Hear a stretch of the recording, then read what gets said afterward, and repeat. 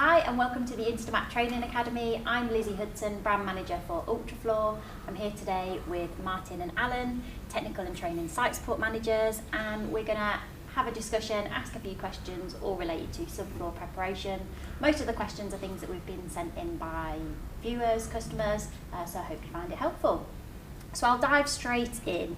Our new product, Levelit Pro30, similar to the Levelit Bond, with that product we say no need to prime, and it can go over adhesive residues and bitumen residues, well, bitumen in general.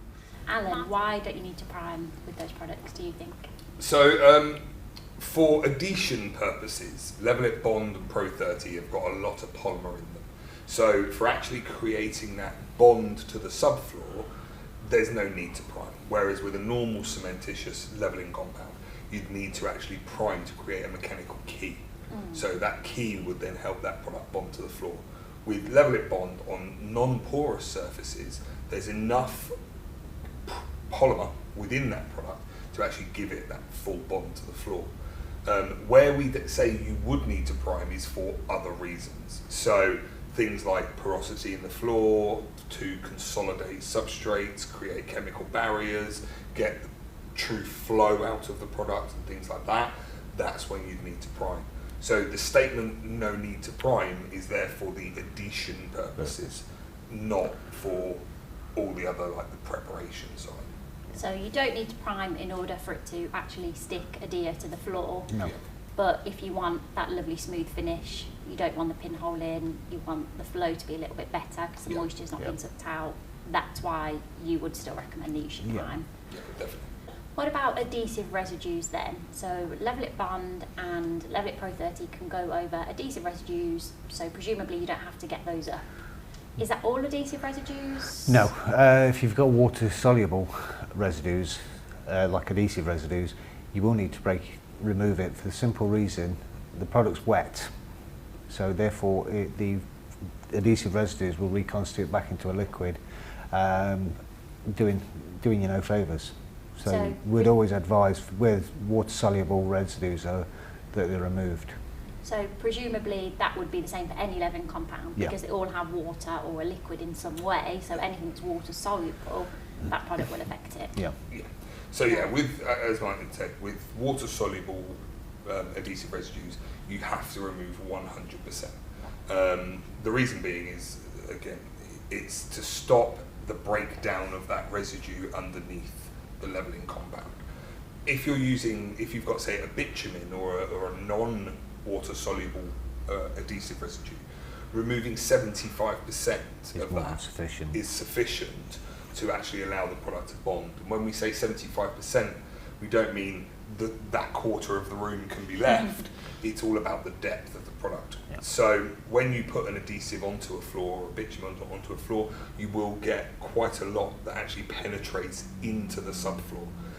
That's the remaining 25% that you can leave. So anything off the surface, anything that we would class as a thickness would need to be removed, whereas the rest can be left and then leveled over. But with a water soluble, you do have to remove 100%. So what is it about Levelit Bond, Levelit Pro30 over any of our other levelers that makes it okay with those? Because a lot of the other products we say adhesive residues have got to come up full stop. It's the strength. It's purely to do with the strength of the product. So being that Pro30 and Levelit Bond are a very soft, malleable product, they only dry to about 16 newtons. They haven't got the tension there to actually pull off of the surface. If you imagine you've got something hard drying over the top of something soft, as that's drying and curing, creating tension, it will just pull at what's below it. And Levelit Bond and Pro30 won't do that. So with Pro30 and Levelit Bond then, especially with Pro30 being the newer one, does that mean perhaps less important, perhaps not as important? It reduces the amount of prep that you would need to do. Because obviously these products are more forgiving, but obviously if you want that seamless, nice glass-like finish, it's in your preparation. You know, you can't just expect to put it down and to give you that seamless look unless you've done any preparation. They're less of a less prep and more of a just in case. if you've got smoothing compounds that are already down on the floor, you don't know how strong they are. You don't know if you're putting something strong on top of something soft. What if you've got adhesive residues, you don't always have the ability to remove the top 2 or 3 mil of a slab to get rid of 100%. It's less about doing less prep and it's more about just the right product for the job. Yeah, definitely. And I suppose with the Levelit Pro30, the Levelit Bond, could potentially save you some prep time, but if you still want that really, really smooth finish, you could get the time back by using a faster product like Pro30. So instead of cutting down your time priming, spend that time, prime, do it properly, save you time in the set time with the product. Yeah, 100%, yeah. So where you've got that rapid setting product, you haven't got to wait for basically you can wait for primers to dry. You're only talking 20 minutes for your first coat, 20 minutes for your second coat.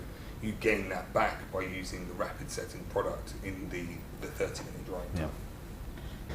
Do you need to use a primer, for example, because we've talked about the importance of priming? We really would like people to always use a primer before putting the levelling compounds on.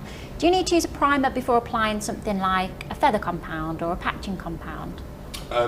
Again, you are better to. It's always best to prime because you're creating a key. But most of the time, if you're just feathering in a slight hump in the floor or something like that, most people and most of the time it doesn't. If it's only a small area, then not necessarily. But if you're doing a large area, such as boards, for instance, timber boards, it's not going to do any harm by priming it. It's going to increase the adhesion that you get in between the product and the board. Right. So if in doubt, prime. Yeah. Does priming ever do any harm? Is there any times you'd say don't prime?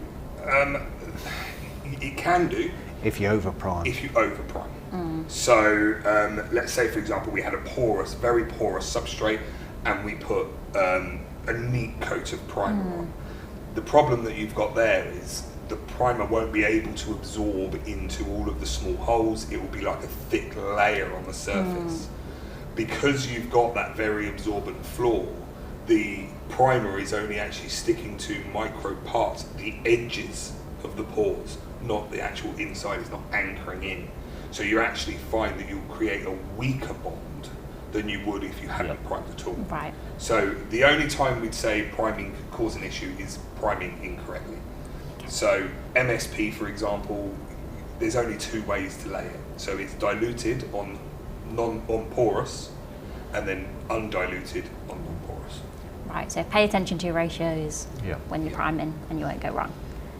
So we only have one primer and that can be used across all different subfloors. Is there anything our primer can't be used on, Alan? The only thing we do recommend with our primer is for external use. We do a separate primer through one of our other brands. We have another primer for external use. Other than that, MSP can be used on every surface in any dilution. So either neat for non-porous or diluted 3:1 for porous substrates. So you can have one primer on the van and pretty much any job that you rock up to, that's going to be the right primer. Yep. How long do we usually recommend mixing for, Martin? Generally, we say 3 minutes, 2 to 3 minutes. Purely that is the right length of time to break down the polymers so that the polymers get to work, they get all around the mix, so that the product will perform as it's designed to. If you're not going to mix it for long enough, you've still got dried polymers in there, it's not going to flow correctly, you're not going to get the same performance out of the product. So Levelit Renovate is a really, really popular product of ours. I think it's safe to say it's the fastest growing product and a lot of people seem to be using it and loving it, which is absolutely fantastic. Renovate, I think we've recently announced, can be used outdoors, can be used as a wearing course, can go up to 40 mil, moisture tolerant, 4-hour cover time, really seems to be able to do everything. Is Levelit Renovate a good product for an application such as a garage where it might be exposed to a little bit of outside, where it's going to have a wear course? Is it hard enough to deal with that? Yeah, I mean the Levelit Renovate can be used externally, internally. Same as you say, it has got a wear course on it, so it will wear very well. You won't see signs of damage to it. You can also put coatings on it, such as epoxy paints, clear epoxy resins if you're after that to like wear out your look. So yeah, it's really good, versatile product. So Alan and Martin, thank you very much for your time today. I really enjoyed our discussion. I hope that everyone's found it useful. Please continue to send your questions in and we'll get those answered, and we're always here if you need to speak to us. Thank you.